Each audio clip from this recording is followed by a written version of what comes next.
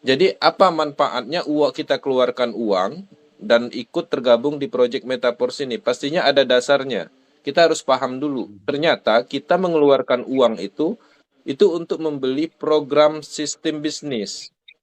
Nah, itu dulu. Artinya jelas bahwa ada produk sebuah sistem berupa program aset yang kita beli. Nah, ketika kita memiliki sistem tersebut, artinya kita bisa melakukan hal yang sama. Dalam hal ini menjual kembali. Bahasa gampang dipahaminya. Seperti itu. Artinya kita bisa menjual kembali. Nah, dalam hal ini ketika kita memahami itu, artinya jelas bahwa Metaverse ini adalah bisnis pemasaran sebenarnya. Bisnis pemasaran. Nah, ketika kita udah paham bahwa ini adalah bisnis pemasaran, kita juga harus mulai mendekatkan diri dengan pemahaman pemasaran. Pemasaran itu apa aja? Pemasaran itu terdiri dari promosi, kemudian informasi, nah, dan menjual sesuatu atau menciptakan nilai dalam hal yang kita jual. Nah, contohnya misalnya kita memasarkan Metaverse, yang kita pasarkan adalah programnya. Nah, di situ ada kandungan nilai.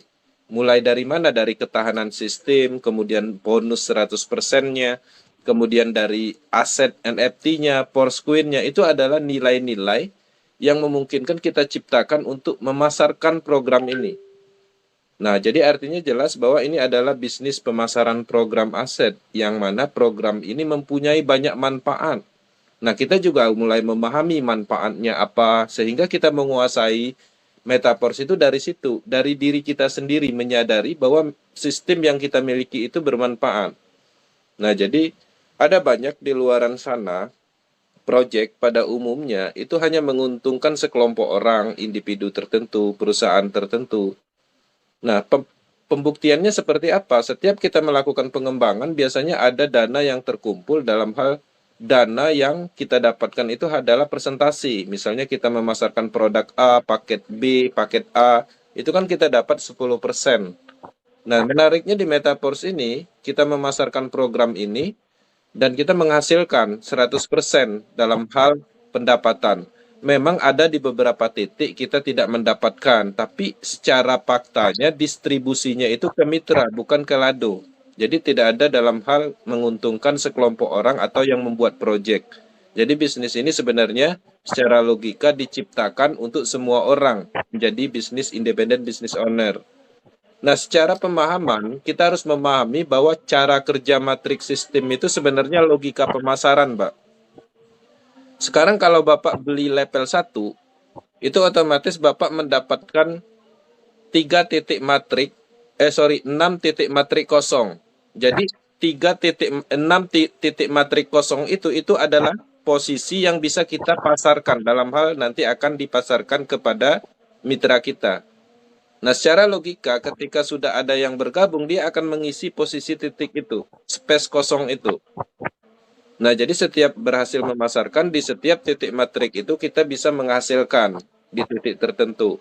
Nah, secara logika itu adalah aturan dalam hal pemasaran yang sudah ditetapkan menggunakan smart contract. Kita beli level, kita pasarkan kepada si A, si B, si A, si B ikut bergabung.